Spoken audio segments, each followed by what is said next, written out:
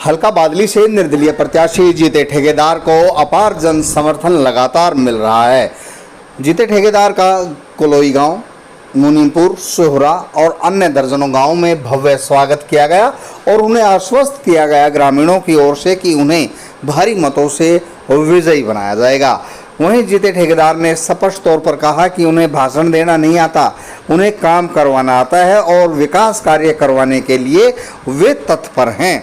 इस दौरान उन्होंने ग्रामीणों को संबोधित करते हुए कहा कि भारतीय जनता पार्टी की सरकार हो या कांग्रेस पार्टी की सरकार रही हो, बादली हल्के की सभी ने अनदेखी की है। इसी के चलते दिल्ली के नज़दीक होने के बावजूद भी हल्का बादली सबसे पिछड़ा हुआ क्षेत्र है।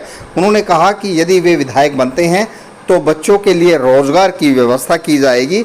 उन्होंने कहा कि बादली हल्के में ज़रूरत है अच्छे एजुकेशन की, स्वास्थ्य सेवाएं की, जो कि दम तोड़ चुकी हैं।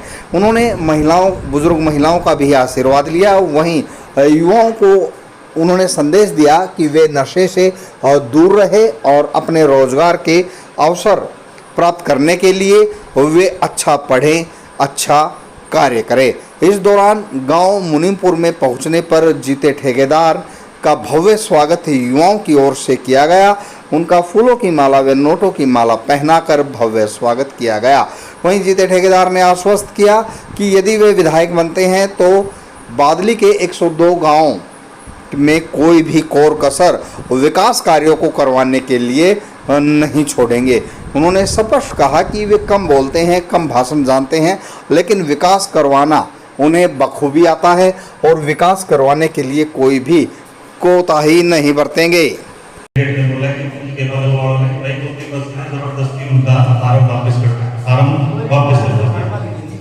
जो किसी को फार्म भी नहीं भरने देते ये लोग, तो आप ये चीज मान के चलो गरीब आदमी को फार्म तक भी नहीं भरने।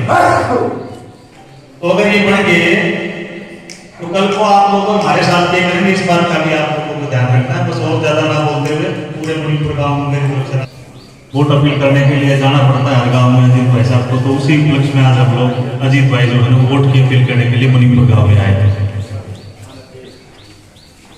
वैसे तो आप सभी को इस बात का भी अंदाजा है कि भाई अजीत गुड़िया जी जो है अपनी गुड़िया किस्से के पंचायत के उम्मीदवार, लेकिन थोड़ी सी दिक्कतें ये आ रखी है कि अभी अपनी गुड़िया किस्से में से भाई साहब ये चाहते हैं कि हर गांव में से कम आदमी निकले।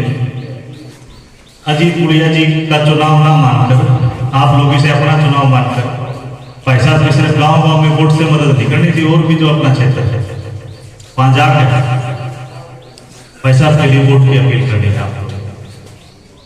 क्योंकि अब ये जो चुनाव है ये वोट से ऊपर हो गया हमारे लिए। वोट तो हम हर बार देते हैं, पिछले 15-20 साल तो मैं दे रहा हूँ, और जो बड़े बुजुर्ग हैं उन्होंने तो 15-15, 10-10, 12-12 चुनाव में वोट दिया होगा। लेकिन बहुत मौके कम होते हैं। कई बार आज इस बार इतना बेहतरीन मौका है अजीत गुड़िया जी के लिए भी। पूरा अपना क्षेत्र जो है वो पूरे किसी की पंचायत होगी, वो भाई साहब का नाम उन्होंने रखा था। और आप ये मान के चलिए अगर हमारा गुड़िया किस्सा मजबूत रहा तो चुनाव आप लोगों के हाथ में होंगे। अजीत गुड़िया जी भाई साहब बादल के विधायक बनेंगे अगर किस्सा इकट्ठा रहा। आप लोगों से एक रिक्वेस्ट है कि आप लोग ज्यादा से ज्यादा संख्या में अपने गांव से निकले या अपने गांव में भाई नौकरी पेशे वालों के तरह रहेंगे। अपने केरपा गांव से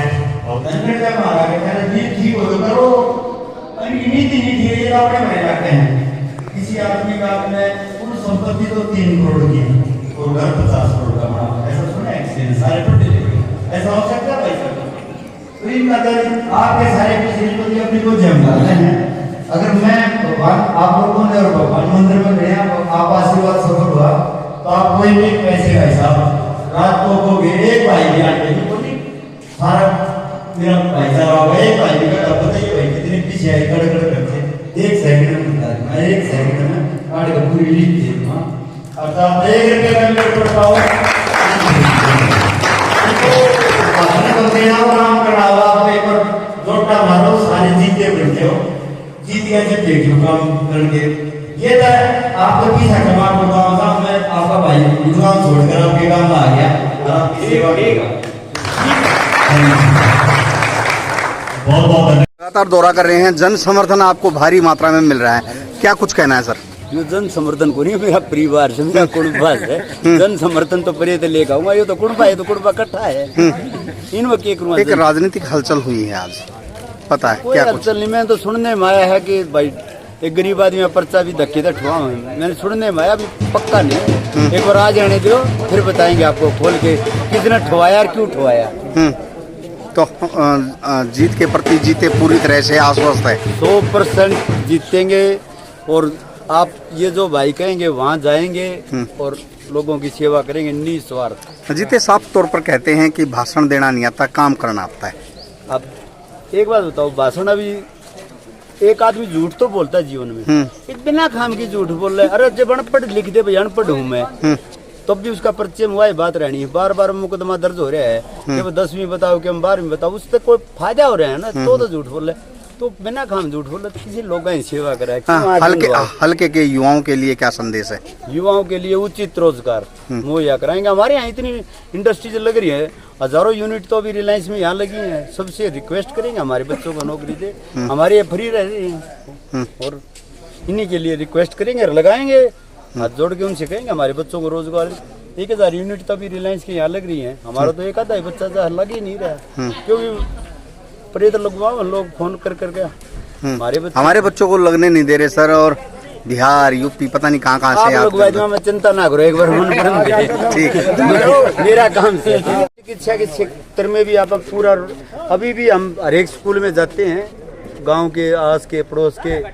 और मैं आपको बता दूं, बादली गर्ल्स स्कूल में 33 लड़की थी प्लस 2 में और 33 की 33 मेरिट में थी। अब बिल्कुल उस स्कूल को रोज टच करते हैं। अब बनने के बाद हर एक हल्के के हर एक गाँव के स्कूल को रोज टच करूँगा और उचित व्यवस्था करेंगे। Thank you.